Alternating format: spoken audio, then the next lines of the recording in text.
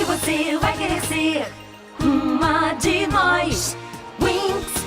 Boa tarde, aqui é a Vivian e hoje eu, a Sofia, a Lívia, a Isabela e a Beatriz vamos falar um pouco sobre o romantismo e a sua influência na era contemporânea. Mas primeiro eu vou fazer uma breve introdução sobre o tema. Bom, o romantismo foi um movimento artístico, cultural e literário que surgiu na Europa no final do século XVIII em oposição aos ideais racionalistas do iluminismo e às normas rígidas do classicismo. As obras dessa época tinham várias características, como, por exemplo, o escapismo, que é a fuga da realidade por meio da imaginação em busca de um refúgio emocional e intelectual, e pode se manifestar de várias formas, como um mundo imaginário, uma volta ao passado ou qualquer universo alternativo. O outro exemplo é a nostalgia, onde os autores expressam saudade do passado, a saudade por algo que foi perdido ou que ficou para trás. E o outro é a liberdade, que nas obras é demonstrado como a liberdade de expressar as emoções, os sentimentos, quebrar barreiras e sair do comum. E agora, a Sofia e a Lívia vão dar alguns exemplos de como esses três temas aparecem em obras contemporâneas. Opa, tudo bom? Eu sou a Lívia e eu vou falar sobre a liberdade no filme Alice no País das Maravilhas, de 1951. O filme Alice no País das Maravilhas reflete várias características do romantismo, como a quebra das normas, a liberdade individual e a exploração do imaginário. Também a tentativa de fugir da realidade.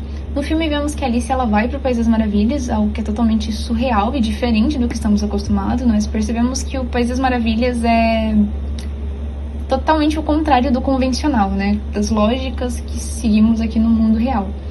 E a transgressão das normas é vista como a forma que ela resiste à autoridade da Rainha Vermelha e se recusa a seguir os caminhos pré-estabelecidos. Além disso, o filme explora um mundo de fantasia e racionalidade, destacando a liberdade criativa, a rebeldia e a busca por uma verdade pessoal, temas que são muito recorrentes no romantismo. Bom, uma obra do romantismo que conseguimos comparar com Alice no País das Maravilhas é Frankenstein, de Mary Shelley. Bom, ambas as obras têm esses tópicos, né, de quebra das normas, busca pela liberdade individual, né, e o questionamento da autoridade, mas tem, né, suas diferenças.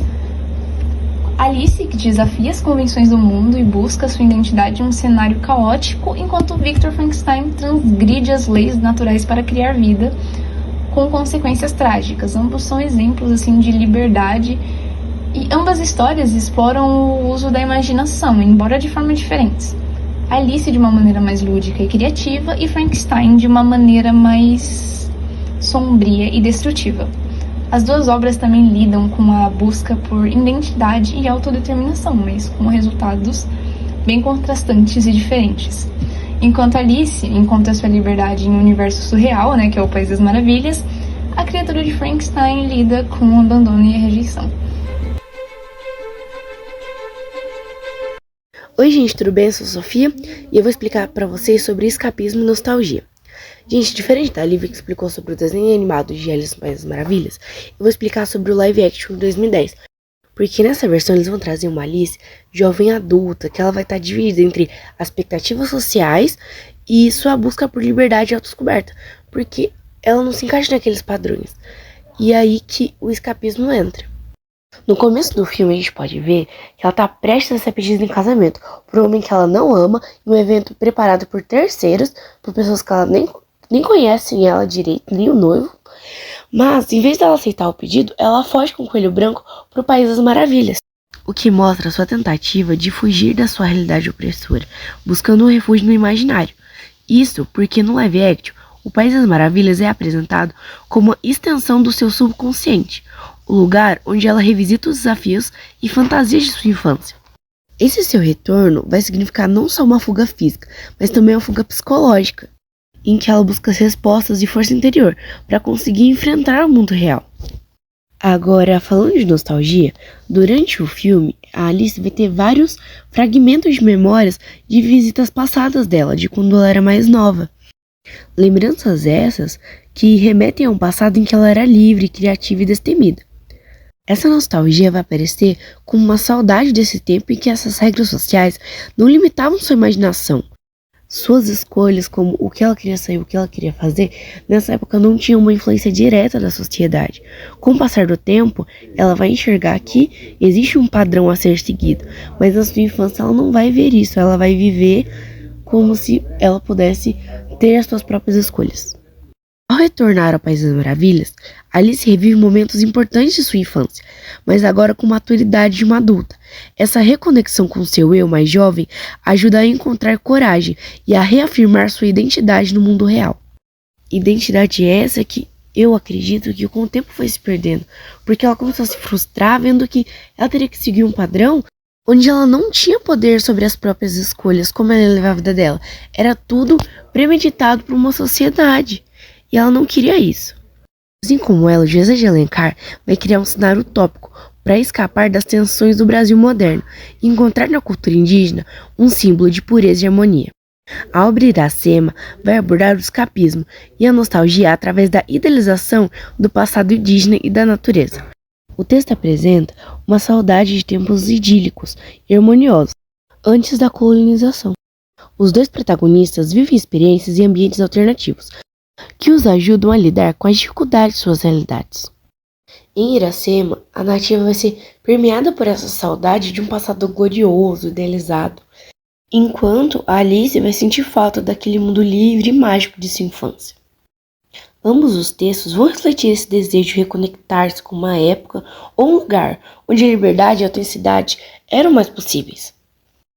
Ambas as histórias vão explorar essa tensão entre o mundo real e os ideais pessoais, convidando o público a refletir sobre liberdade, identidade e pertencimento. É isso, gente. Muito obrigada. Tchau, tchau. Dando continuidade, agora nós vamos falar sobre os outros 3 temas que caracterizam o romantismo.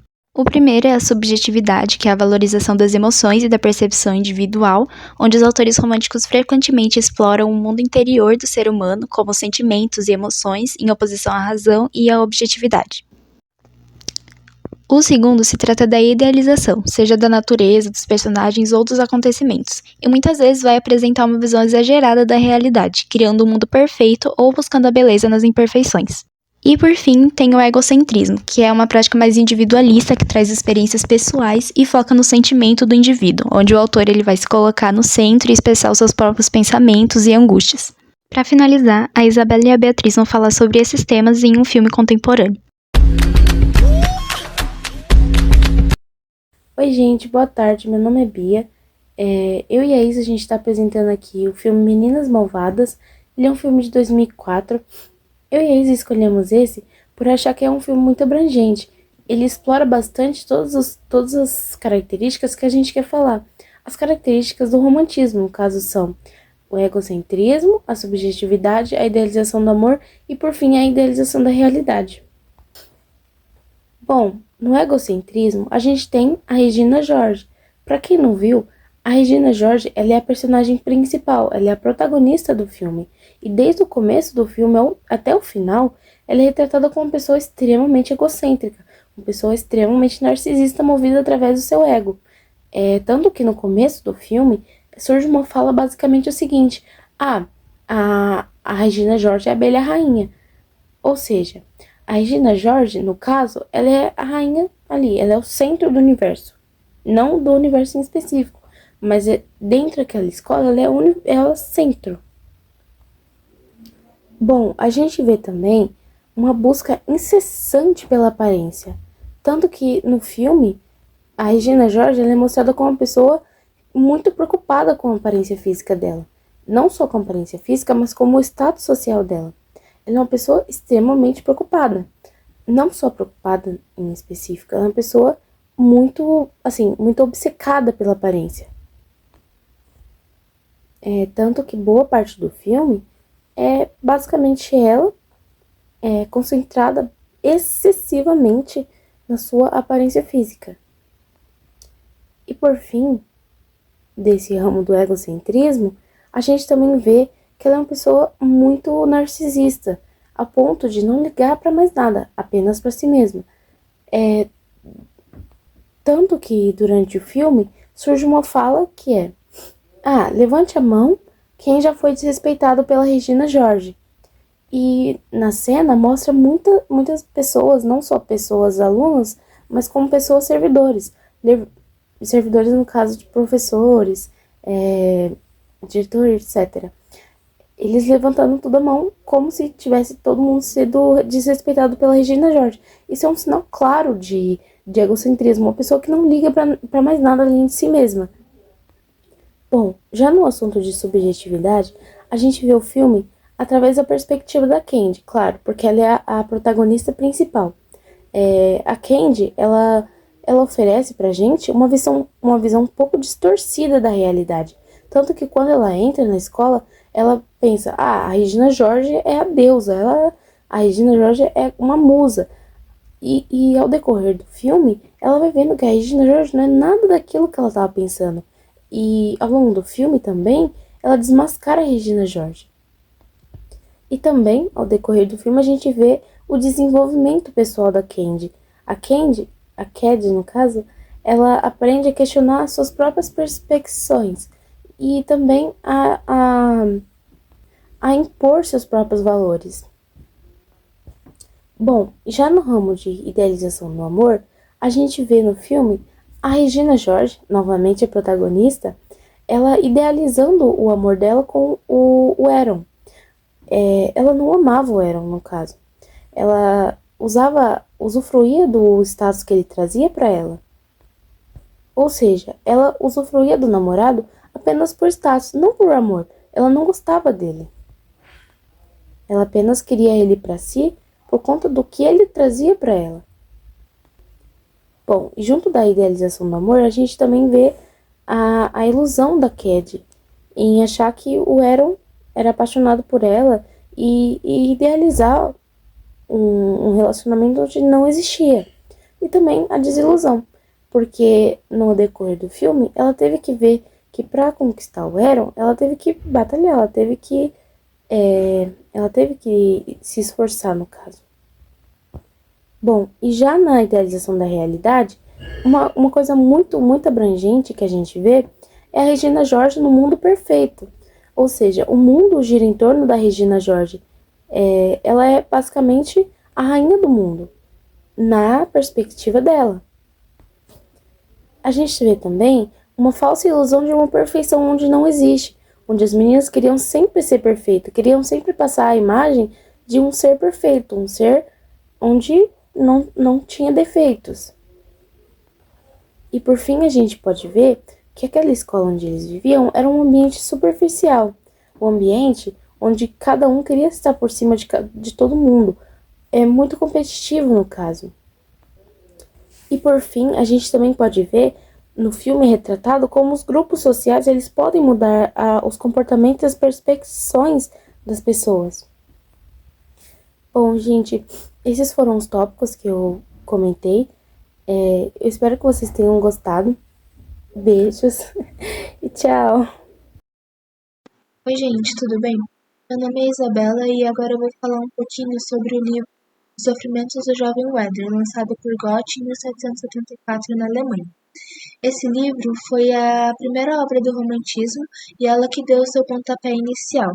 E nela já se percebem muitas das características desse período, como o egocentrismo do personagem, a idealização do amor feita por ele também, e a subjetividade que dá para perceber do início ao fim da obra e que também dá para perceber como a visão do mundo dele mudou. Bom, é uma obra que é narrada através de cartas que ele vai escrevendo para o amigo dele, o Guilherme, que está em outra cidade.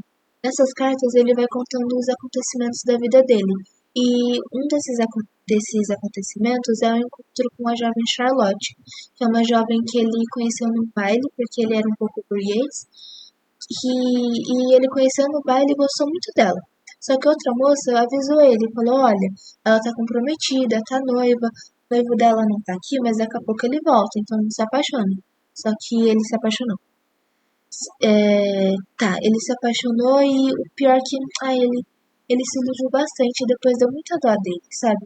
Ele foi pra casa dela, conheceu os irmãos dela e tava todo feliz e contou isso pro amigo dele, o Guilherme.